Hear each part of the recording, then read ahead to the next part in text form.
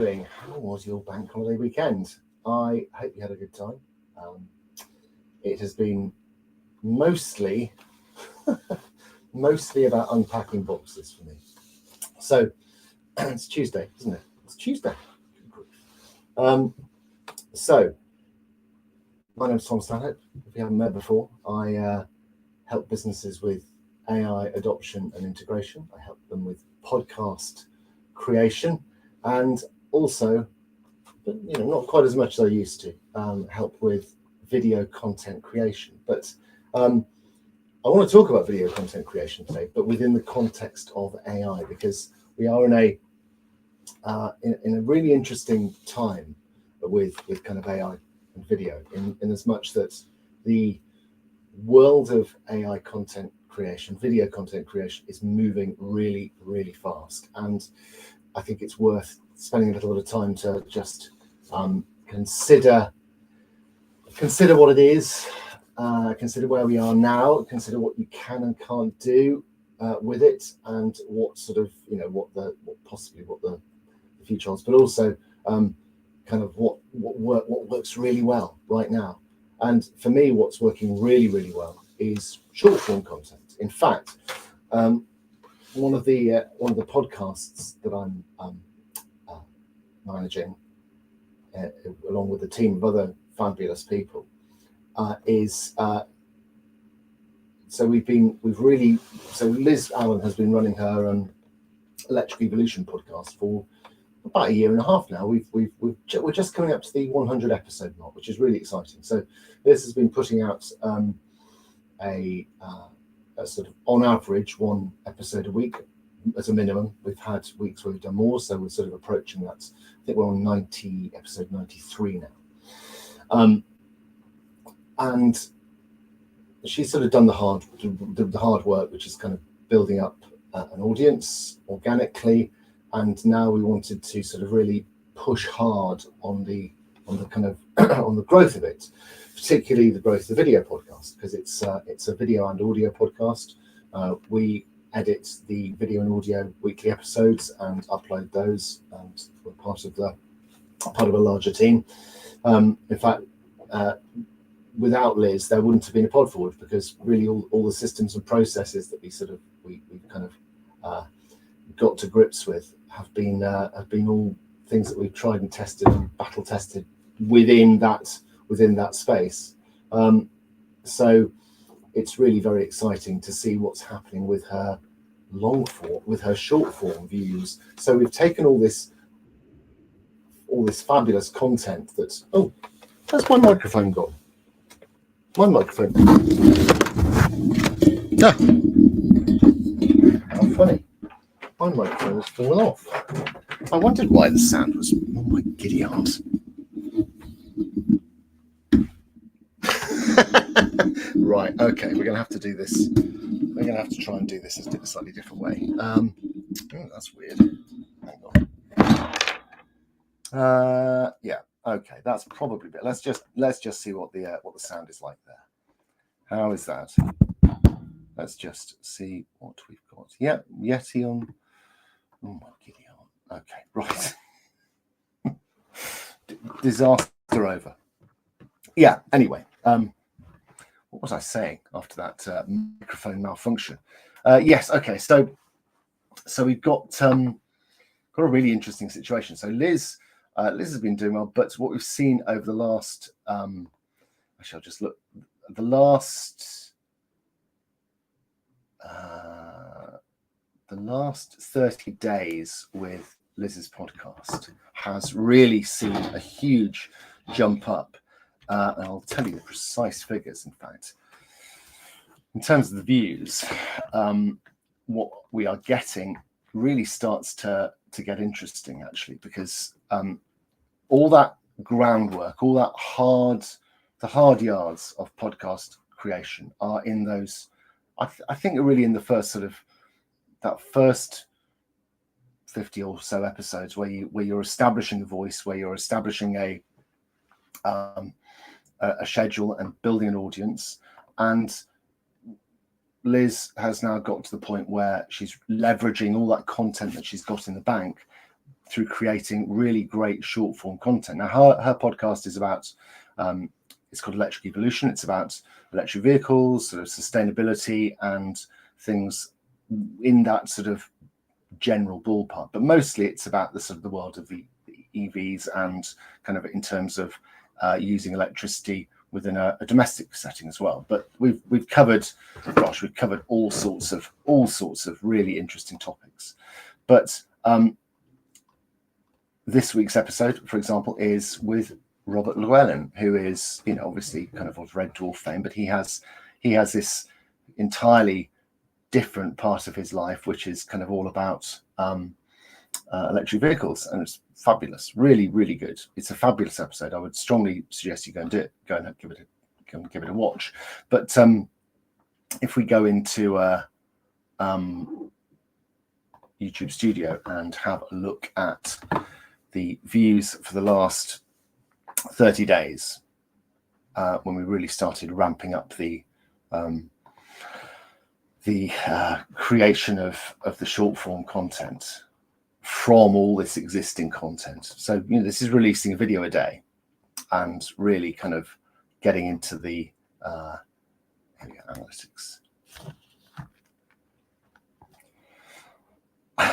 Yeah, it's absolutely crazy. Last 28 days, we've seen growth in subscribers. So the subscribers, 400. So we've got 16 subscribers. Now these are what you've got to bear in mind. This is a niche podcast, but we're getting people tuning in who are enjoying it, who are being provoked by it in some cases. We've got, as you'll expect, there's a lot of ill-informed chat about how EVs are, you know, are a problem. But, you know, one thing I can tell you after having edited almost 100 episodes is that there's an awful lot of BS out there that's coming from vested interests, shall we say, about how EVs are, you know, bad.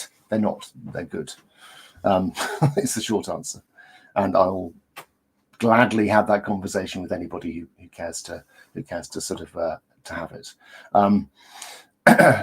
So we've seen 196.2 hours of watch time. That's 160 more than usual. We've had 31,000 additional views on the channel, and that's across both short form and long form. So the short form content that is going onto the channel, which comes from the podcast episodes, is driving the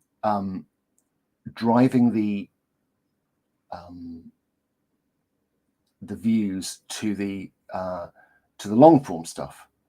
So 89. Why is it saying 89,000 views? Is that in total? Yeah. So shown in feed. So it's appeared as well. It's appeared in the feed. Her brand, her content. So Electric Evolution, and by sort of an association, her business is also being shown with the branding as well. So we've got a whole bunch of new subscribers, a whole bunch of visibility, and a lot of eyeballs on the content.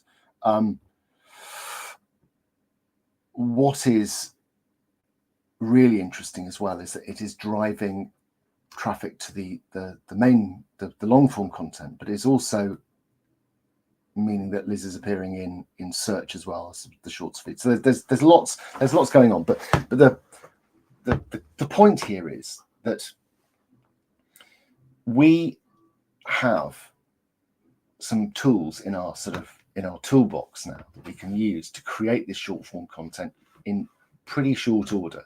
Now, the one that I really like is called Opus.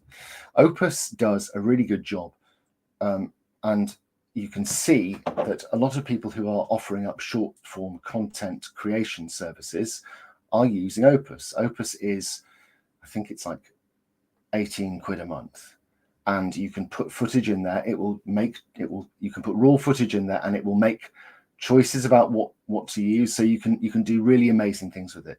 It takes a lot of the hard work out of creating short form content, and that has to be a good thing. So what I want to sort of just perhaps posit to you is that you could be making short form content a lot more cost effectively if you are farming that work out already. You could be making it a lot faster, so as in the editing being sort of the heavy lifting of the editing being picked up for you by the AI systems within things like Opus. And all you need to be doing then is getting your head around how you successfully list and optimize these this content on platforms like YouTube.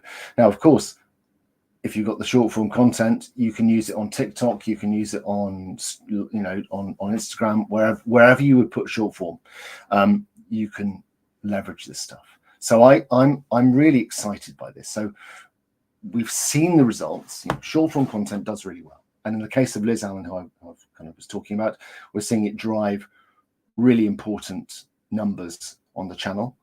It's meaning that we are going to be able to start to monetize the podcast, perhaps because with those increased views, with those increased eyeballs on the podcast, you are able to then start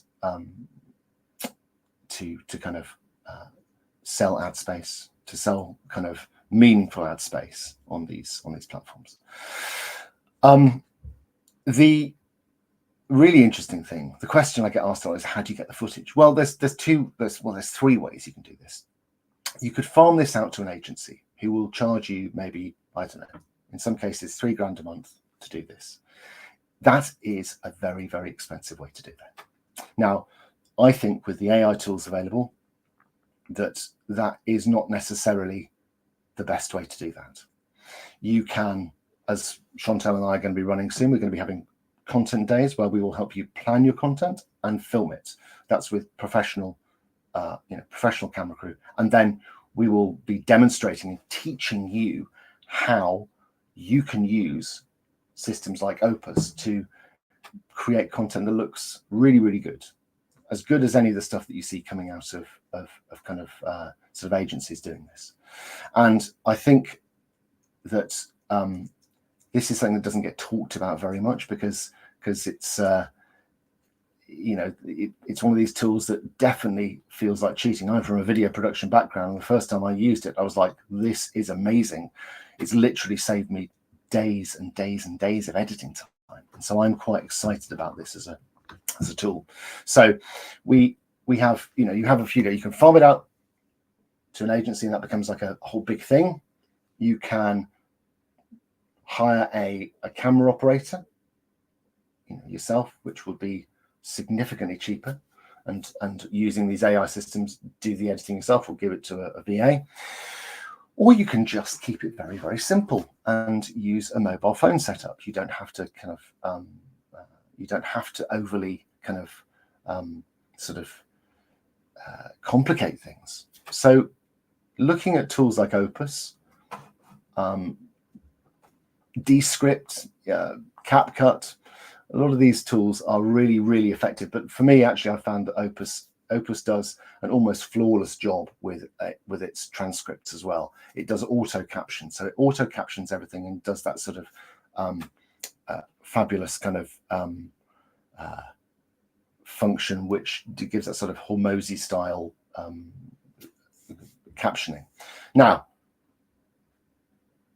whether or not that look will, I do wonder how far these kind of videos will we tire of that look? Possibly yes, but the numbers show this is still valid. It will drive traffic. It will drive business, as we're seeing with Liz's YouTube channel, with her podcast. So this is something I'm rolling out as part of the package to all of our podcasters. So if you are a Podforge podcaster, you get the short form content stuff as part of the package. So because it's actually so easy now, we just take the episode, we put it into the platform, and it then is just a case of me, me and the team just choosing the sort of the juiciest cuts, and that's the short form content that comes out of the podcast recording. So for example, one of the other podcasts I'm managing, which is called Giraffes Don't Eat Steak, which is a marketing podcast.